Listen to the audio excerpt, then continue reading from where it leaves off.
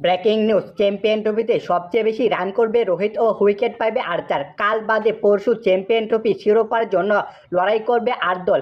কে হবে সেমিফাইনাল, ফাইনালে উঠবে কারা, আর চির আরাধ্য শিরোপাটি জিতবে বা কারা? এমন প্রশ্নের উত্তরে অনেকেই অনেক উত্তর দিয়েছেন।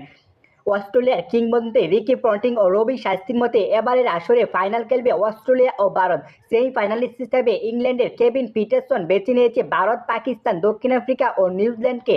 সেমির ৪ দলের মধ্যে পাকিস্তানি শোয়েব আখতার বেছে নিয়েছে তিনটি, আফগানিস্তান, ইংল্যান্ড ও দক্ষিণ আফ্রিকাকে। ২০১৭ সালে শিরোপাজয়ী অধিনায়ক সরফরোজ খান বাছাই করেছে অস্ট্রেলিয়া, ভারত, পাকিস্তান ও আফগানিস্তান। ফাইনালে জিতবে কারা? অস্ট্রেলিয়ার সাবেক ক্রিকেটার মাইকেল ক্লার্কের মতে ভারতের সেই দল। তিনি আরও বলেছেন, টিম ইন্ডিয়ার রোহিত শর্মা হবেন টুর্নামেন্টের সর্বোচ্চ রান সংগ্রাহক অন টেস্ট ক্রিকেট পডকাস্টে ক্লার্ক বলেন, বেশি আমি বলবো ভারত চ্যাম্পিয়ন ট্রফি জিততে যাচ্ছে, তাদের অধিনায়কত্বের পক্ষেই যাবে। মনে করি টুর্নামেন্ট সেরা সর্বোচ্চ রান সংগ্রাহক হবে রোহিত শর্মা।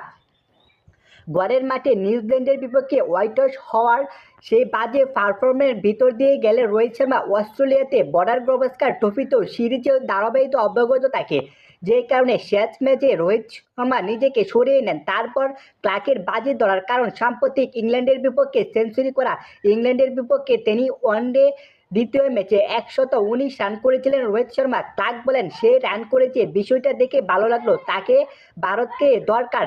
উইকেটের বাজি ধরেছেন ইংল্যান্ডের জুলফা আর্চারের উপর। তিনি বলেন, আমি আর্চারের কথা বলবো, সেই সবচেয়ে বেশি উইকেট নেবে ইংল্যান্ডের। জানি না তারা ভালো করবে বলে মনে হচ্ছে না, কিন্তু আর্চার সুপারস্টার, সে ভালো করবে ও সবচেয়ে বেশি উইকেট নেবে জুলফা আর্চার।